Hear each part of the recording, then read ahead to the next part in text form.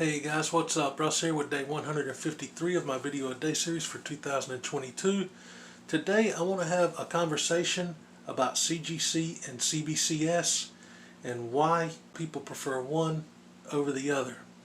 Let me start by saying that I've never actually sent any of my own books in to be graded by either company, so I don't really have any comparisons on their turnaround times between CGC and CBCS.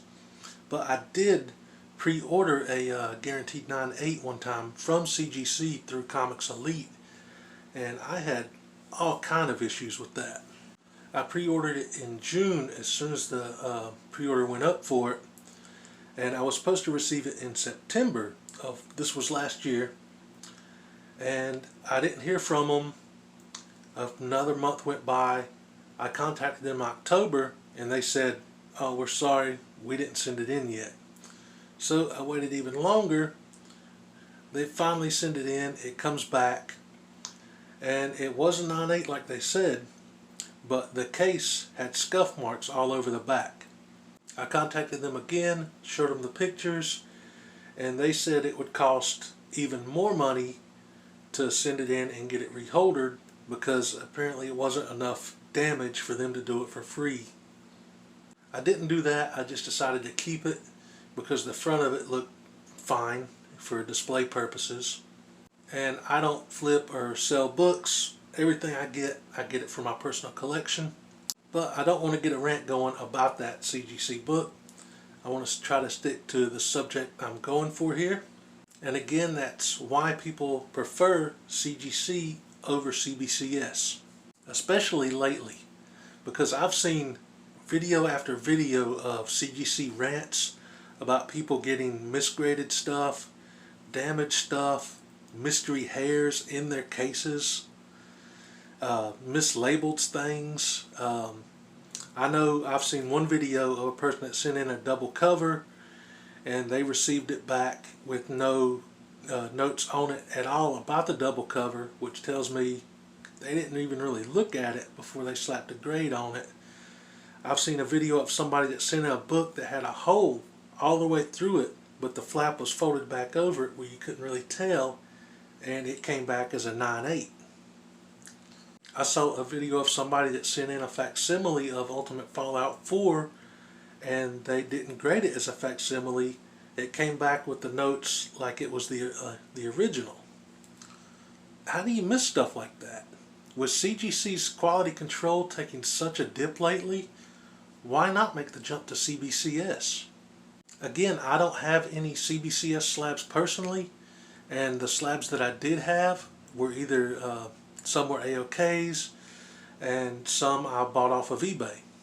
But from my understanding, the new CBCS cases are very high quality, and I know that they verify signatures, which CGC does not. And the fact that they've gone up on their prices and they're making changes that seem to not benefit the customer but benefit the people that are flipping the books. Like, I saw a video recently where they were taking the stuff off the labels where they would normally say restoration or staple missing and stuff like that. Unless I misunderstood the video, CGC is not going to be putting that on their labels anymore, which makes it better for the people flipping the book and easier for people to get ripped off, thinking they're getting a 9.8, even though it really shouldn't be. And from the books that I have seen on eBay when I was looking into this myself, I've seen some pretty big price discrepancies between CGC and CBCS for the book in the same grade. Take this one for example. This Uncanny X-Men 134 first appearance of Dark Phoenix in a 9.4.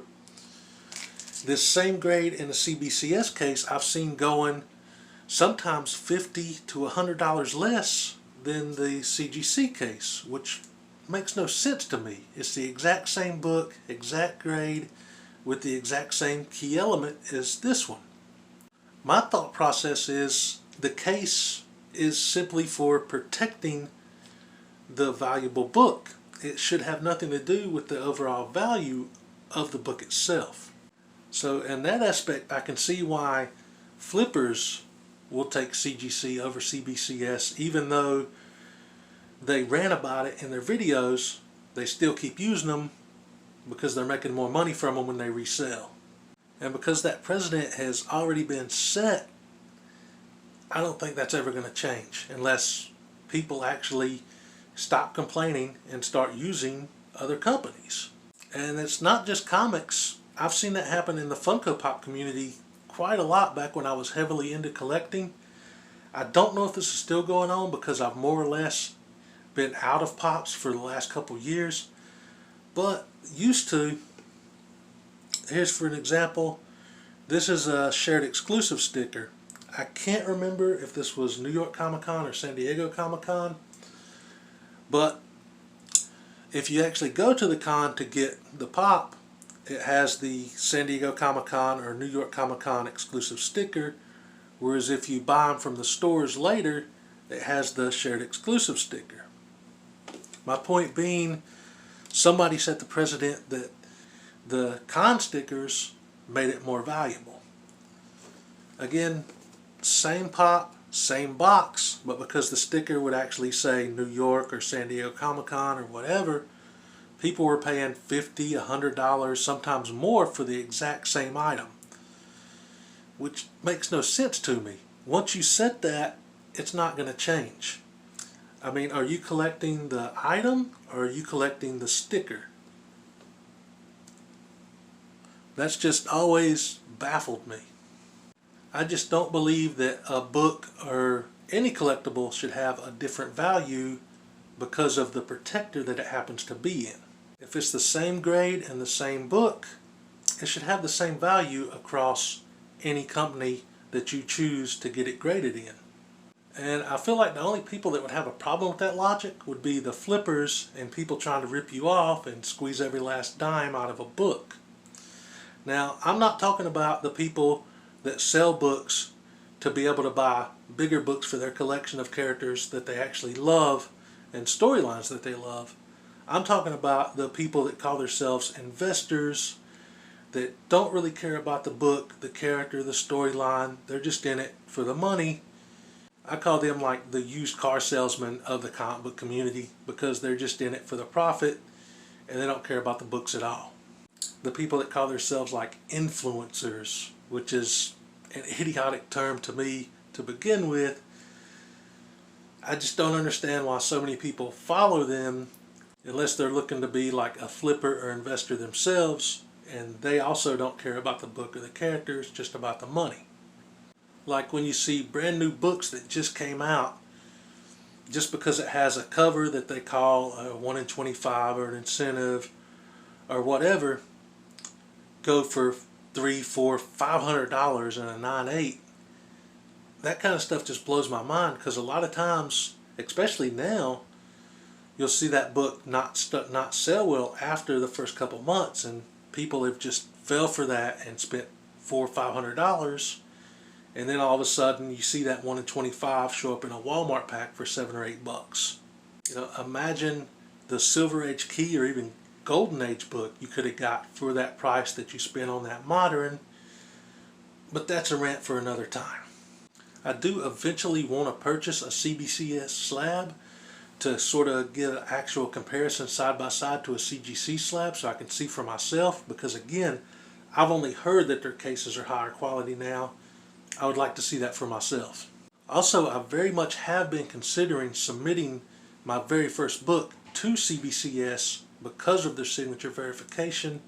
I have a Marvel Fanfare book with a Black Widow cover that happens to have a George Perez signature, and I would love to send that in and get it verified. Which, it just kind of blows my mind that CGC won't do that. Even if a book has a certificate of authenticity, they still put on their label, name written on cover in marker.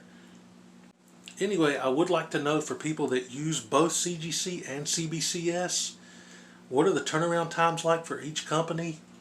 What are the costs differences? And do you prefer CGC over CBCS, or do you like CBCS better?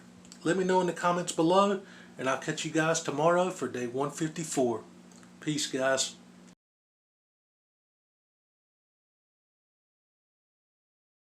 What did you say his power level is?